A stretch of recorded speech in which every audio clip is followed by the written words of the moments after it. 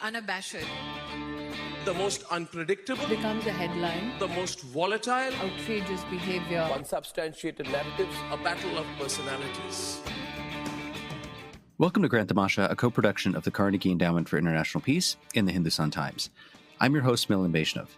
India's nuclear program is often conceived as an inward-looking endeavor of secretive technocrats and scientists. But a new book by the scholar Jayita Sarkar, Ploughshares and Swords, India's Nuclear Program in the Global Cold War, challenges this conventional wisdom, narrating a global story of India's nuclear program during its first 4 decades. It's a story about nuclear ambiguity, Cold War geopolitics, territorial ambition, and visionary engineers and scientists. Jayita is a senior lecturer in economic and social history at the University of Glasgow and the founding director of the Global Decolonization Initiative. I'm pleased to welcome her to the podcast for the very first time. Jayita, thanks for coming on the show and congrats on the book. Thank you very much, Milan. I'm so happy to be here. Thank you for inviting me. So I want to go to the first couple of pages in your book. And you have this line, which I just want to quote, where you say, the leaders of India's nuclear program saw in nuclear fission the possibility to augment geopolitical goals of the territorial state, as well as the techno-political goals of the developmental state, leading to a large dual-use enterprise simultaneously serving military and civilian ends, right? I mean, this is sort of one of the big picture ideas of your book. I wonder if you could begin maybe by telling us a bit about this sort of small group of elite scientists and engineers who were proximate to political power, right? Who were they? What shaped their thinking? That nuclear technology was intrinsically associated with both developing as well as securing the nation. Absolutely. I think that's a terrific question to begin the conversation about the book. I find in my book that, when we think about India's nuclear program, we think about big ideas, technologies, and all of that are there in my book. But I think individuals are really at the core of it. And so this small group of scientists and engineers, most of us are familiar with Homi Bhabha being called the father of India's nuclear program. He obviously plays a very important role at the beginning of the program, but as does Vikram Sarabhai, who is also called India's father of India's space program. But I find that there are other actors who don't get as much attention in the historiography, if you will, and that is people like S.S. Bhatnagar, for example, who was part of the Indian government, but also that is through CSIR, but also part of the Atomic Energy Commission, the 3-member group at the very beginning. So I find that there is this core body of scientists. Most of them are physicists and chemists, and then later on we also see a lot of engineers being at the helm, thinking about Homi Setna later. And I find these scientists from the very beginning, even before the moment of formal decolonization of August 47, even before that, they're thinking about nuclear technologies and the massive promise that it can bring. Obviously, this is happening, 46, 47, and the Manhattan Project is no longer a secret because of the atomic bombings of Japan. And so they're thinking about the vast potential that these technologies, these nuclear technologies, can bring in. And their thinking process is really about how India can leapfrog or catch up with the rest of the world and get out of this economic backwardness brought about by the multiple centuries of British colonialism. Nehru has a very larger than life role as he did in so many domains, right? For him, you note that large scale government investment in scientific institutions was the way forward for India, right? You talk about how his scientific temper was absolutely crucial in understanding India's nuclear evolution. So I guess the question I'd like to ask you is, what was his relationship like with this small coterie of technocrats, engineers, scientists that you've just been speaking about? Very positive. And that was not by accident. That is, he was the president of the Indian Science Congress. So one of the quotes I have at the beginning of my book. I think it's somewhere in the introduction, most likely, that he's talking about atomic energy has this vast potential that it can do so much. And he's making that speech in front of a body of scientists. And this is before independence. He took a very, it was not just ideational. He was very much interested in the government supporting big science, because big science will bring about economic development and economic modernity that lack of science cannot. So he was so the scientific temper and Nehru is something that I think people growing up in India have read in their textbooks. But I find that there's is one thing to say that this is ideational and this temper of the scientific human being, but on the other hand, there are these very material dimension of what Nehru is trying to do. That he gives there are some quotes I have in the book about Nehru going to Bombay and discussing that how the future Indian government will promote applied science through funding. Right, so he seeks out scientists who are sharing the same vision, and he would like to promote them. And so I find that his relationship with this coterie of technocrats, specifically with the nuclear program, is actually very close. The letters between Homi Bhabha and Nehru, for example, Homi Bhabha writes not as "Dear Prime Minister Nehru," he says "My dear Bhai," right, "My dear brother." So they're very, very close. Like you can see the intimacy in their relationship. They really get along so well. Their visions align. And so it's just it's really beautiful to read those letters, frankly. It's bringing a smile on my face. But to get back to your question, the relationship is very, very positive. But it seems that that Nehru always wanted to nurture a group of scientists who shared his vision of economic development through big science. And nuclear being a key component of that big science made nuclear technocrats very attractive to him.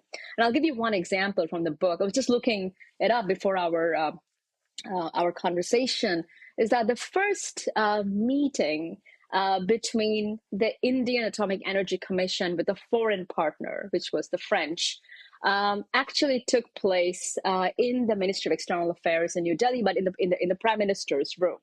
And as far as and it was just, there was Nehru present, there was Homi Bhabha, K.S. Krishnan, S.S. Bhatnagar, and then Frédéric Joliot-Curie, who was representing the French Atomic Energy Commission. And it did lead to the first foreign partnership. And so all of this to say that very positive. I think I'm just giving more evidence, but essentially saying the same thing, that it was a very positive relationship, but not by accident, but by design, because this was what Nehru wanted to do. There are these sort of two strands or two themes that run throughout the book, right? Which is about building the nuclear program, securing India's kind of territorial sovereignty, right? And you stop and think about, the nuclear program. Obviously, it has civilian uses, but at the end of the day, it is, the most destructive kind of weapon, that man has invented. You write that, at the heart of the Indian nation state, there's a myth. There's a myth of a peaceful country that's built on the sort of Gandhian tradition of nonviolence. And you write that, look, this myth ignores the territorial character of the Indian nation state and the intrinsic violence that sort of, makes territoriality real, right? And what I found interesting in your book is that you said, look, this myth has been perpetuated generation by generation, and it's actually had a real impact on today's political narrative in India. I wonder if you could just help us kind of understand, what is the impact of this myth or the perpetuation of this myth? Yeah. When I was writing that part of the book about this myth of peaceful India, what I was really thinking about is that in the late 1990s, early 2000s, there was this big debate within international relations in Washington, I think in the United States and also in India, about whether India had strategic culture or not. And then some of us remember that, having had to read that in college. And then there was this understanding that, yes, India has a strategic culture, but it is essentially Nehruvian. It's not really, it doesn't have characteristics of realpolitik. That is something that is more recent, that's happened in the 1990s onwards. So in the present moment of that debate itself, because that was the underlying argument. And so as a historian, when I just went and looked into the archives, I was obviously I was aligning with those who said India has strategic culture. Every country does, but the character of that strategic culture, this whole idea that throughout the Cold War, or say throughout the first 50 years since formal decolonization, India was not really thinking geopolitically, or its leaders were not thinking geopolitically. That's something that only happened in the 1990s. That's something that I wanted to debunk because the evidence just did not add up. But if somebody were if somebody had written a book, that person had not grown up in India, which is my case, I grew up there, that person might just say, of course, a country has a strategic culture. Of course, the leaders think geopolitically. That is a no-brainer. I think if we think about patterns and try to generalize, then it makes sense that countries have strategic culture, whatever that looks like, and that obviously leaders will have to think geopolitically to an extent. But because the force of that strategic culture debate was so strong, and it had effects in terms of scholarship as to this kind of a shift that people tend to decipher, especially in the social sciences, the political science and IR, that there was a shift. A certain shift, and internally with domestic politics, there was a shift. That there were more elections that were being won by Hindu nationalist parties, unlike previously. Although I do discuss in my book this moment when there was a non-Congress government after the emergency, but that non-Congress government of Morarji Desai does not really take a different position than Indira Gandhi's government before and after. So this discussion about the myth of peaceful India was essentially me trying to debunk myths I learned in college through archives, saying that yes, leaders thought geopolitically. Here is all the evidence. Think about China, thinking about territoriality with the nuclear program. You write that the anti-nonproliferation position that leaders of the nuclear program held, it was neither moralistic nor ideological, right? You write that it resulted from their pursuit of freedom of action, right? It was a pragmatic path.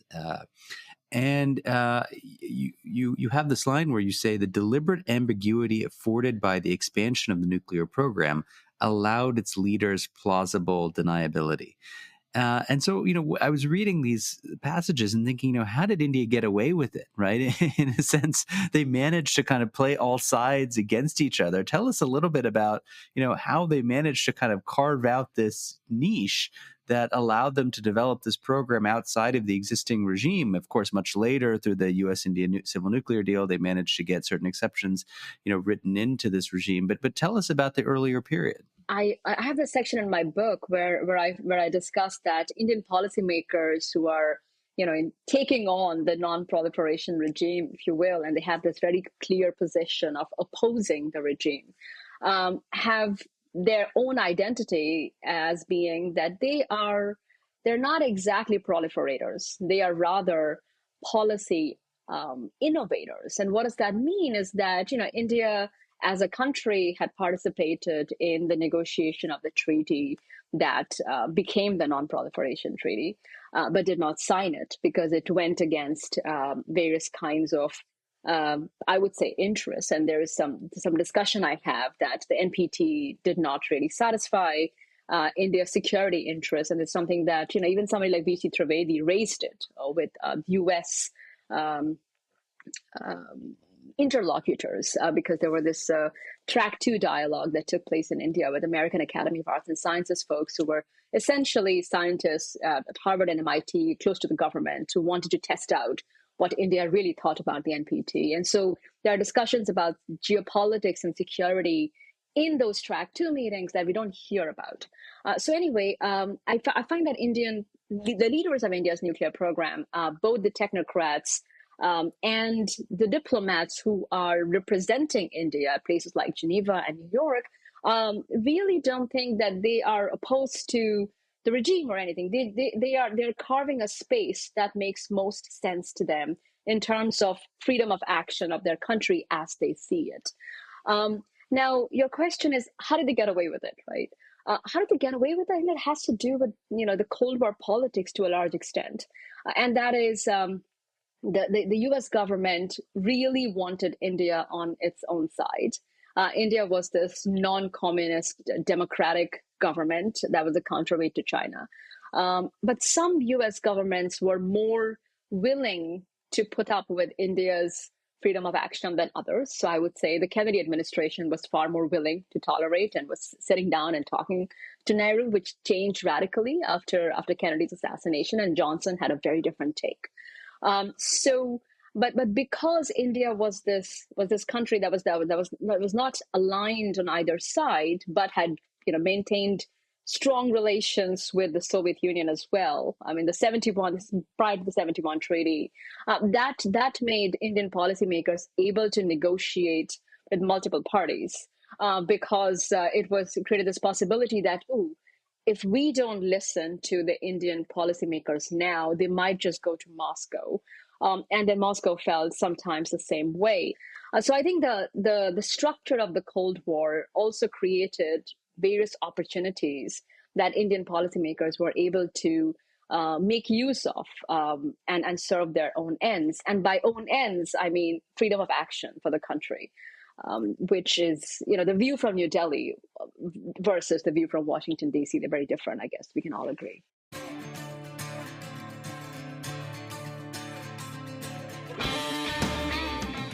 Hey, Grant Tamasha listeners. Thanks for listening to the podcast. Putting this show together each week is a labor of love, but it takes a lot of work to put out a great show every week. If you'd like to support the work we do at Grant Tamasha, please visit ceip.org/donate. Don't forget to subscribe to us on Apple Podcasts, Google Podcasts, Spotify, or on your favorite podcasting platform, so you'll be the first to know when a new episode rolls out. It just reminded me of the current period we're in, right, where we see this new doctrine the External Affairs Minister likes to call multi-alignment, right, where, again, we see sort of India managing to navigate this sort of tightrope walk where, there's been a Russian invasion of Ukraine. India has not unequivocally condemned it, but yet has managed to somehow still maintain, if not enhance, its ties with countries of the West, not least the United States, countries of the European Union, and so on and so forth. I want to ask you about one of those countries, which is France, right? And France looms very large in your story. It was a very early partner for India in pursuing its nuclear endeavors, right? And there was a sense that, look, in the context of U.S.-led kind of controls and censorship and nuclear issues, the French sensed an opening to really work with their counterparts in India, right? And as an American, what I found so interesting is that you see the United States repeatedly kind of getting in its own way in a manner that hindered the full blossoming of closer U.S.-India ties, right? So U.S. export controls, they hampered tech transfer, that opened the door for France. The U.S. insisted on conditionality. It wanted to trade access to atomic earths for food aid, it later backed down from that. But U.S. imports of rare earths were slow walked, right? And only expedited once the United States learned that China was receiving materials from India, right? So a series of sort of circumstances that show that the U.S., struggled to kind of get out of its own shadow. Tell us a little bit about the factors that explain, I don't know if you want to call it hesitancy or concern, but these were concerns that the French were not burdened with. Yeah. So I think the question is, what was happening in the United States? Why weren't U.S. policymakers just getting it? And I think, there are a host of factors, and the host of factors can explain, I think, U.S. foreign policy towards countries that are in between, like India, that are not directly an ally, and so there more negotiations need to be done, within the Congress, for example, and that's something that I saw very clearly. The food aid, right? The executive was not really opposed to providing food aid to India. That's the Truman administration. And then the Congress backed just would not back it because India has sitting on strategic materials that should be belonging to the United States under its Stockpiling Act, but it's not. And it has a famine, and it's still it's basically the position is, why is India so poor and so proud at the same time, right? And this, I'm talking about the 1950s. I mean, this is the kind of I think I have probably at least one Horror cartoon in the book where it shows that India is famine struck, and then the U.S. Congress is saying that there's nothing for free. You really need to make up your mind. So I think the issue with the U.S. Congress is something that certainly had an effect in terms of early U.S. foreign policy towards India, like in the early Cold War era. And so the Atomic Earth specifically gets quote unquote resolved when the Eisenhower administration says we are just going to deal with it secretively with this one-on-one meetings that William Pauly is going to have, who had Second World War experience in Asia, both China and India. So he was, building these planes, the Flying Tigers. And so William Pauly was somebody who Indian policymakers already were familiar with. And so they had these negotiations, and it was sort of resolved in a way that India will not send any more thorium nitrate to the PRC. So I think the problem within the United States is that the U.S. Congress is definitely going to be always unwilling to help a country that is not a clear ally. And that will always lead to these negotiations. And sometimes the U.S. government will find they just have to shoot themselves in the foot because it's so complicated to get stuff done. I mean, you live in D.C. I mean, this is Beltway talk. Like, why am I even saying this? But I see the evidence in the archives in the 1950s very clearly. The other is that I find, as we get closer to the 60s and 70s, U.S. policymakers are very aware that India has good reasons to develop nuclear weapons because of nuclear weapons development by China. And it might be very difficult to really reverse it once that happens. So what should we do? And it seems that this is what was striking, that I wasn't expecting it. I find that more or less unanimously, most U.S. policymakers, Kennedy and Johnson, thought that India is trying to develop nuclear weapons because of prestige, because it just wants to show that it also has nuclear weapons in Asia competing with China. The whole geopolitical anxieties of Indian policymakers, which were quite valid because this is, in the 60s, so there has been a war with China already. It was just striking to me that U.S. policymakers were unable, perhaps unwilling, I'm not quite sure, to grapple with the possibility that perhaps Indian leaders may have some geopolitical concerns. But that was just missing, which was probably also has to do with, how foreign policy goals are envisioned, that if it's an ally or an adversary of the United States, geopolitics makes a lot of sense because, it's very clear in the equation. But if it's a non-ally, you just don't know what to do with it. So it's probably prestige, maybe domestic politics. We don't really know, can't say. They're confused. So I find that very striking, this unwillingness to accept geopolitics as a possibility.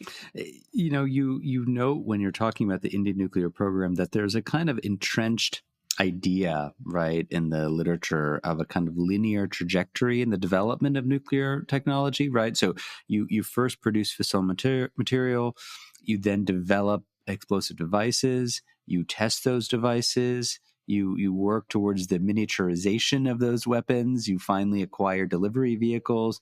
But one of the things that comes through in your story, and you say this explicitly, is that India didn't follow this kind of linear path at all, right?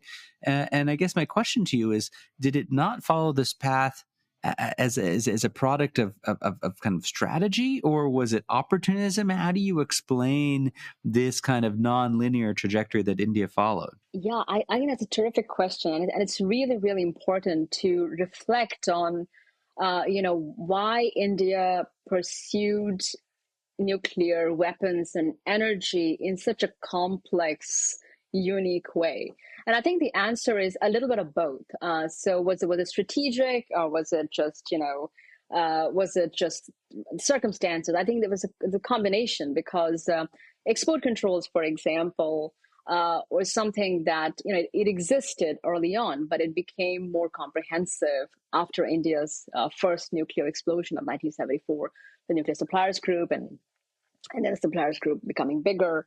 But it was possible to acquire certain kinds of technologies more than others in the 50s and 60s. So, for example, India had a plutonium reprocessing plant that it built on its own, but it got a blueprint from a U.S. company, Vitro International. And Vitro International is the one that's also responsible for, Purex plutonium reprocessing in Hanford. So it was like in the 50s, it was super high tech, and gave sold the blueprints to the Indian Atomic Energy Commission. Now, as the atomic marketplace, as I call it, after Eisenhower's Atoms for Peace, as it expanded, certain kinds of know-how were easy to get than others.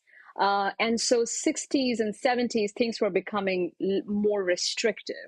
So what I'm trying to get at is that it's India's nuclear program, expanded and made certain choices responding to the global atomic marketplace. So certain technologies became available. And the Atomic Energy Commission, Homi Bhabha during this time said, yeah, we definitely want that plutonium reprocessing plant. And then we also have this research reactor, which is called the CIRUS. We all know about CIRUS from Canada, which produces plutonium. So we can have this sort of a fissile material available that would not be safeguarded because it is not. It is produced by India. It belongs to India, right? So that there are certain choices, certain technopolitical choices that the leaders of India's nuclear program were able to make because of how the marketplace was structured. Yeah, I want to just kind of push you a little bit on the 74 nuclear tests, right? Because one of the predominant arguments in the literature is that, look, Indira Gandhi authorized these tests in order to really shore up her domestic position. I mean, she was ruling at a time of tremendous and mounting political, economic turmoil. Of course, the emergency would kick in just a year later. You note that the real story, though, once you scratch the surface, is far more complex, right? So my question to you is, if not straight up domestic politics, what was it that was driving Mrs. Gandhi to okay test at this particular juncture in time? Yeah, I discuss in the book that the war of 1971 is really important. And I spent a chapter discussing it. And some people have asked me, like, why did I spend so much time discussing the war? Because I'm very interested. I was very interested in showing to my readers that how this war, which ended in India's military victory and was rather a short war of 13 days, actually was also the reason where Indian leaders, especially the Gandhi government, felt that its borders were not really secure. And there was also the decision to keep the war quite short and constrained to make sure it doesn't really spill over in rather unstable parts of India, whether it's India's northeast or whether it's in an Naxalite West Bengal. And so her decision to conduct the nuclear tests were in 1972, when one would imagine, and I think this has come up in the literature, the early literature on India's nuclear explosion of 74, that, why did she have to do the test? There was already a war that India won. Pakistan lost territory with the creation of Bangladesh. This is a good position to be in. Well, outcome-wise, yes, but the processes were such that it only exacerbated tension. And what would happen? What would have happened if the war had gone on? And there were so many threads of that conflict that were still underway. It was just, the war was rather ended abruptly. It was a military victory, and that was it. But it was also civil war within that area. So I find that, and that's why the technopolitics and territoriality come together for me in terms of the after effects of the war. And so I find that her decision to conduct the nuclear explosion was not essentially domestic politics. It just does look like that, right? Because if we follow her trajectory, within India, we find that, throughout the 70s, or I would say like late 60s, 70s, she had been consolidating power increasingly. She has been reducing powers of, say, the privy purses of the princess and anybody who challenged her power, was basically had to face some form of legal consequences because she was very good at mobilizing law to take care of her adversary. So I think domestic politics is an attractive explanation. That's why it's so also quite prominent. Makes a lot of sense. But we really all need to connect to that. There were some broader visions in terms of India's place in South Asia, because the 71 war also saw Soviet submarines and the Seventh Fleet in the Bay of Bengal. Like that hadn't happened before. So there was this broader Cold War dimension. So it was a Cold War, and so I consider that a war within a war, and I think I may have written it in the footnote. If I didn't, I should have.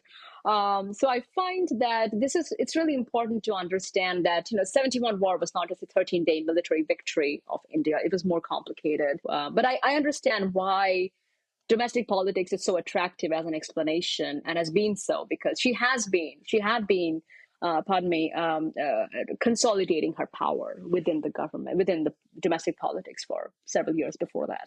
I want to sort of, bring the story a bit to more recent times. In the epilogue to the book, you write, you have this great line where you say, India's nuclear program is made up of dreams, hopes, and promises. It's largely a program of potential. Nuclear energy officially meets only 3.2% of the country's share of electricity production, end quote. And so this is kind of a big question, but I'll ask it to you anyway. What's happened in the decades since your narrative ends that has sort of stymied India's ability to fully attain this potential that you write about? Yeah. I get this, this question quite a lot, as to, build the story up to the recent time. And, if we go onto the IAEA's website and look up how much does the countries that have nuclear reactors, draw their electricity from nuclear sources, we find it's the same number. It probably changed like 3.3 maybe. I checked it last week, but it's really the same, and it hasn't really changed, no matter what has happened in terms of whether it's the nuclear deal, whether it's been NCAs or nuclear cooperation agreements with the French or the Russians. It really has not really, the number hasn't changed. So I think that what we those of us, and including yourself, who are familiar with what the kind of discussion that has been within India about non-proliferation regime preventing India's nuclear energy expansion, I think that the bigger story is that it's really hard for any country to expand on nuclear energy without state support. And as a consequence, there were only two countries that drew large amounts of electricity from nuclear power: France, huge amount of state subsidy, and pre-Fukushima, Japan. Even the United States. My second project has a huge U.S. angle, and so I hear a lot from U.S. companies about how the companies are suffering, and they've been suffering even before 3 Mile Island, right, in 1979. So there's a story about the presence of the state in nuclear energy, because nuclear energy is not cheap. It's not too cheap to meter, as we were made to believe by Lewis Strauss back in the 50s, unless there is huge amount of state subsidy. And when that's not possible, it's really hard for any country to draw a lot of electricity from nuclear power. And so I think it's really a story of the presence of the state, how much is possible. But then the non-proliferation regime is what we hear more about, because rightfully so, India was not able to participate in civilian nuclear trade. This is not something that one can ever disagree. That's a fact. But if India were able to, I think, and in terms of numbers, it would still not change anytime soon, because of there needs to be adequate state support. And not adequate, more than adequate. It needs a lot of money. Big signs, right? So I think that's what's going on. That's my position on nuclear energy and India. Indian policymakers were given the option to join the nuclear suppliers group, which I discuss in the book, in the 70s. But rightfully so, Indian leaders felt that this was the nuclear NSG membership was going to be non-proliferation from the back door.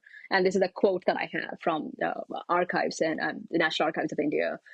So I think I think there is more to be said about non-proliferation regime and India's freedom of action, as opposed to non-proliferation regime and 3.2% of electricity.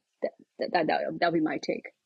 So, Jayita, I want to kind of bring this conversation to a close by asking you a little bit about the research process, right? In the very end of the book, you say, freedom of action of the leaders of India's nuclear program, freedom that they enjoyed has transformed it into an anti-dissent machine, is the phrase you use. In other words, the culture that's developed around the nuclear program, it rejects oversight. It's allergic to oversight. It's perpetually suspicious of independent inquiries, of people asking tough questions, right? In your own experience, how has this impacted the scholarship of India's nuclear affairs? Yeah, I think it's an excellent question to wrap up our conversation with, because we can discuss a few things that'll help future scholarship.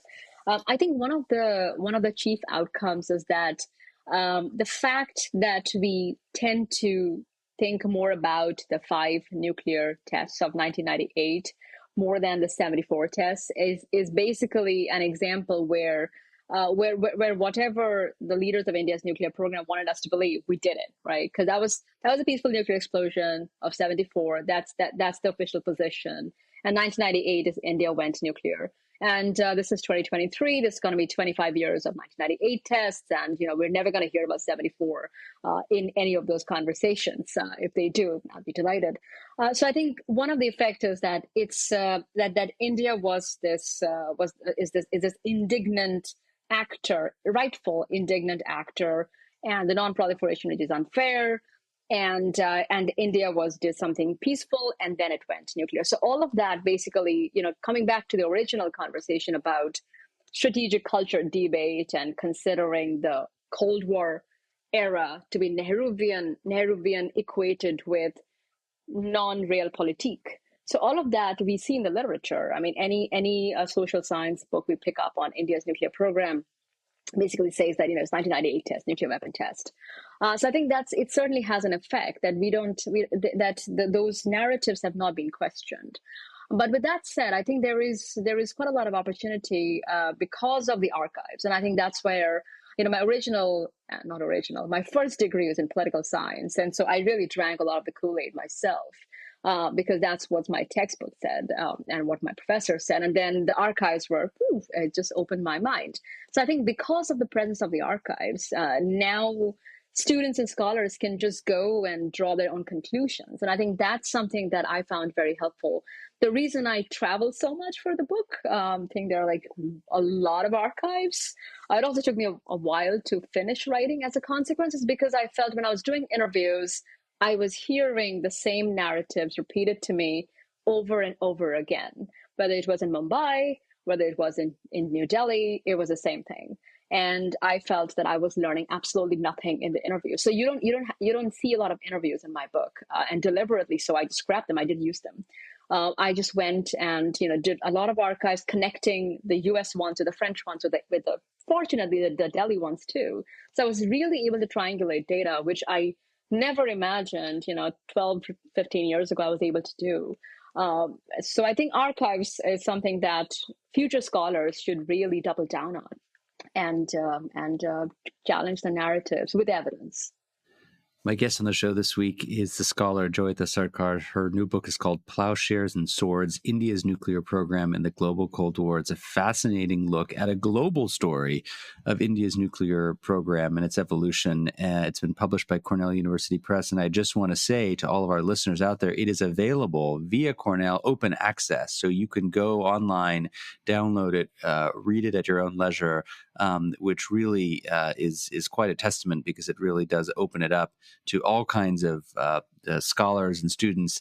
Thank you so much for taking the time, and congrats on the book. It's been a pleasure to have this conversation with you. Thank you so much. Grand Tamasha is a co-production of the Carnegie Endowment for International Peace and the Hindustan Times. You can find us on Apple Podcasts, Google Podcasts, Spotify, or wherever you download your podcasts. Be sure to subscribe and leave a review to help others find the show.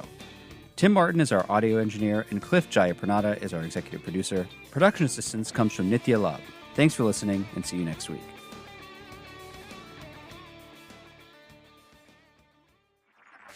This was a Hindustan Times production brought to you by HT Smartcast. HT Smartcast.